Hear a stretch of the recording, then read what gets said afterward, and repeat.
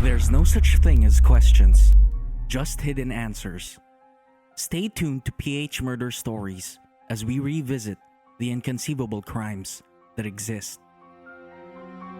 Some listeners may find the following content of PH Murder Stories highly disturbing due to its graphic nature. PH Murder Stories does not condone nor promote violence of all sorts. Listener discretion is advised.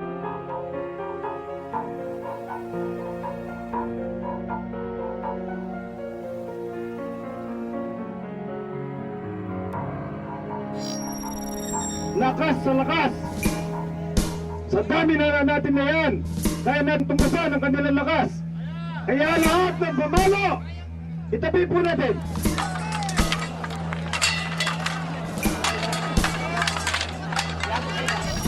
Under the principle na yung Secretary of Labor nga alter ego ng presidente, lahat na ginagawa ng Dole Secretary ay may go signal sa sa Malacanang. Anong gagawan sa kiyakata mo, mangbuboge, karela? Unti sahod lang ang hindi pa binigay. On November 16, 2004, 14 people were killed in a bloody protest in Hacienda Luisita, including 2 children aged 2 and 5 who died from suffocation from teargas thrown by police and army dispersal teams. After being wounded, one of the victims was reportedly strangled and his dead body hung at the factory's gate. At least 35 people have been confirmed to have suffered gunshot wounds. 133 have been arrested and held. Hundreds have been hospitalized, and another 100 were missing. The devastation is a horrific reminder of the notorious Mendiola massacre and the massacre of Lupao, which both emerged from the demands of the peasants to own their land. June David, Adriano Caballero, J.V. Basilio, Jesus Laza, Jaime Pastidio, Juancho Sanchez, Neng Balete, Boy Versola, and Jesse Valdez have been confirmed as the first 9 people of those killed in what is now dubbed the Hacienda Luisita Massacre. Of the 133 people arrested, 117 were detained in Tarlac's Camp Macabulos, while 16 were detained in the Criminal Investigation and Detection Group. In 1957, Jose Coanco Jr. acquired the Central Azucarera de Tarlac, including Hacienda Luisita, from the Spanish company Compañía General de Tabacos de Filipinas, or more commonly known as Tabacalera, through a central bank guaranteed loan from the government service insurance system and a dollar loan from the Manufacturers Trust of New York. The loans are secured on the condition that the estate will be distributed to farmers under President Ramon Magsaysay Sr.'s social justice program. The properties are transferred to Coanco's Tarlac Development Corporation, or TADECO. In 1980, the Marcos government filed a civil case before the Manila Regional Trial Court, or RTC, to compel its distribution to farm workers.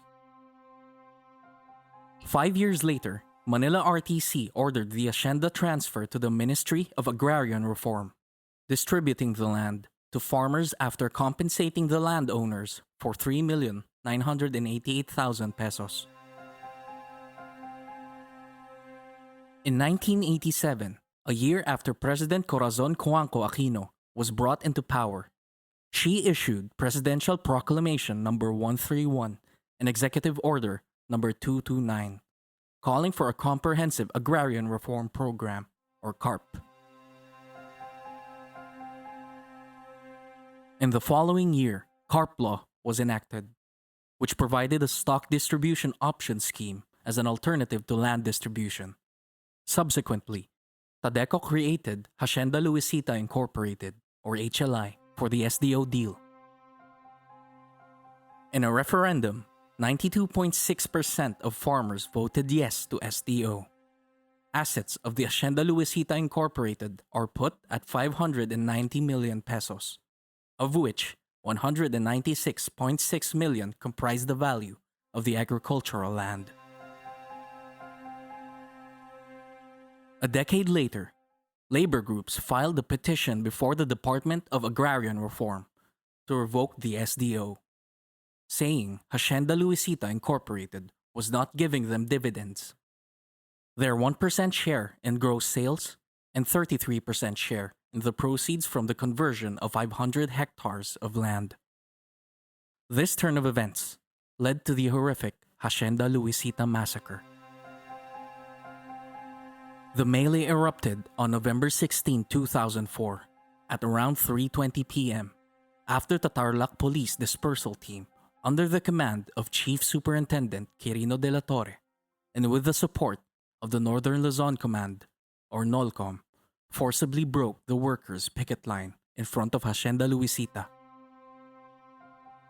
Threats of dispersal placed the workers in high alert after Secretary Patricia Santo Tomas of the Department of Labor and Employment issued on November 10, 2004, an assumption of jurisdiction. Santo Tomas ordered the striking workers to return to work so the company could resume its operations in 24 hours.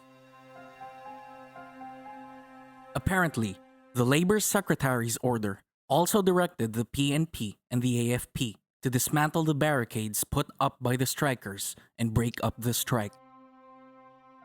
The Dole order calls for a return to work order and a free ingress egress. It deputized the Tarlac police to implement the order as if in a war zone. 3 armored personnel carriers, several fire trucks, and 10 military trucks were stationed in the area to allegedly assist the police in enforcing the assumption of jurisdiction. Elements of the 69 and 703 Infantry Battalion of the Philippine Army were also deployed in the area. Combined hundreds of military and police forces with high-powered firearms attacked the picketing workers and thousands of its supporters. As the armored personnel carriers rammed into the workers' barricade, the military and police repeatedly used water cannons, high-powered rifles, truncheons, and tear gas to disperse the strikers and their supporters, and to eventually open the factory gates. Earlier, there were more than 5,000 sugar mill workers and sugarcane farmers of Hacienda Luisita who went on strike last November 6, 2004. Members of the Central Azucarera de Tarlac Labor Union, or CATLU, barricaded the factory's gate 2, while members of the United Luisita Workers Union, or ULWU, simultaneously locked up the mill's gate 1. CATLU is the employees' union, while ULWU is the farm workers' union. The strike arose from the deadlock in the negotiations for a collective bargaining agreement between CATLU and Hacienda Luisita Incorporated, and the illegal dismissal of 327 farm workers belonging to ULWU a few days ago before the deadly protest. Among those illegally dismissed were ULWU President and Vice President Rene Galang and Ildefonso Pingul, and 8 other union officers. On its part, CATLU demanded a 100 peso salary increase and hospitalization benefits. But the Central Azucarera de Tarlac management said that it can only provide a 12 peso wage hike and a 12,000 peso bonus. A series of negotiations ensued between CATLU and the management, but the latter stood pat on its decision, thereby resulting in a deadlock. More than the issue of wage and jobs, land distribution remains the primary demand of Hacienda Luisita workers. The workers, led by ULWU, called for the scrapping of the SDO, which the Coancos used to purportedly escape land distribution to its tenants under the Comprehensive Agrarian Reform Program. Ironically, it was then President Corazon Coanco Aquino, whose family owns the hacienda, who signed the CARP law in 1987. The deceptive SDO resulted in massive retrenchment and suppressed the collective actions of the two unions. They also said that contrary to the Coanco family's claim that 33% of the plantation's income goes to farm workers being part owners, only 3% are distributed to them in stocks. The workers also reduced their working days into once a week, which forced some of them to do laundry work, collect junk, and get odd jobs for a living. While their gross income is 190 pesos a day, the farm workers only get a take-home pay of a measly 9 pesos and 50 centavos due to loan deductions and cash advances. Meanwhile, an independent fact-finding mission was held simultaneously with visits from 3 progressive party list groups, Anak Pawis, Bayan Muna, and Gabriela. The 3 militant lawmakers, accompanied by workers and representatives from other sectors, went to the hacienda to gather testimonies and evidence on the bloody dispersal. They were initially barred from entering the gates, but were eventually allowed after a 30-minute negotiation with the hacienda's administration. The said party list groups have asked the Congress to form a congressional committee to conduct a full-dress investigation of the massacre, the striking farm, and sugarcane workers' issues. Even with the carnage, charges of assault, illegal assembly, inciting sedition, and malicious mischief are being readied against the strikers. There is a snowball of protest over the overkill reaction, such as the use of armed personnel carriers, high-caliber rifles, and M60 machine guns of the military and police that led to the massacre. The Coanco family was in hot waters during that time, owing to their primary responsibility to the carnage. There was also a strong outcry for the resignation of then Dole Secretary Santo Tomas, who was held liable for the massacre because of her order to the police and military to enforce her assumption of jurisdiction order. According to critics, in utter desperation to cover up their culpability in this crime, the Coanco family, the Dole, and the military connived to hide the real issues behind the carnage by saying that the strikers are not legitimate workers. They also maliciously insinuated that leftist elements have infiltrated the strike and agitated the people to fight. In a November 23, 2004 statement, labor groups accused the Coancos, the military, and police dispersal teams of a quote, deliberate and premeditated intent to kill sugar mill and farm workers on strike, unquote. They also said the killings were committed with the full consent and awareness of the Arroyo administration and Dole. Meanwhile, then Executive Secretary Eduardo Ermita, a retired 4-star general who occupied vital government positions during the presidency of Cory Aquino, claimed that the New People's Army was involved in the Hacienda Luisita Massacre.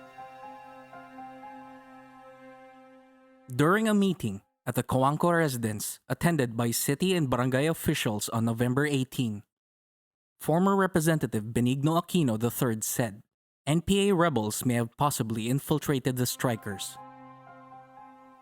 In another statement released to the media, the Coanco family alleged that, quote, outside forces are influencing the situation, resorting to intimidation of non-striking workers and even to the destruction of millions of pesos worth of crops, unquote. What made the incident more notorious is that the plantation is owned by the powerful Coanco Aquino clan, the oligarchs of Tarlac province. Members of their family include 2 former presidents, Cory and Noynoy Aquino, and a very popular celebrity, Chris Aquino. The influence the family wielded in both politics and show business meant that attaining justice for the workers was a pipe dream. Knowing the unfair power balance in the Philippines. This became clear when during a speech in the House of Representatives, Noynoy Aquino, who at the time was the deputy speaker, downplayed the tragedy and even said the dispersal was justified. Stay tuned to our next episode as we dig deeper into the aftermath of the Hacienda Luisita Massacre. For further updates, please follow us on Facebook, Instagram, and Twitter at phmurderstories, and subscribe to our YouTube channel, PH Murder Stories. If you have case suggestions, please go to our website at phmurderstories.com and fill out the request form at File Your Blotter. This podcast is brought to you by Review Visuals. Did you like this episode? Give us a rating on Apple Podcasts, or if you're listening in other platforms, kindly send us a review on our Facebook page or send us a tweet. You can also share our podcast to your Instagram and Facebook stories through Spotify. Your support would significantly benefit PH Murder Stories to produce more quality content. We're also inviting you to join our Facebook group, PH Murder Stories The Verdict, and participate in our bi-weekly discourse about true crime, both local and international. This group is a safe space for true crime and mystery fans like us who want to engage in thorough discussions about the subject. See you there, suspects. The verdict is in your hands. See you there.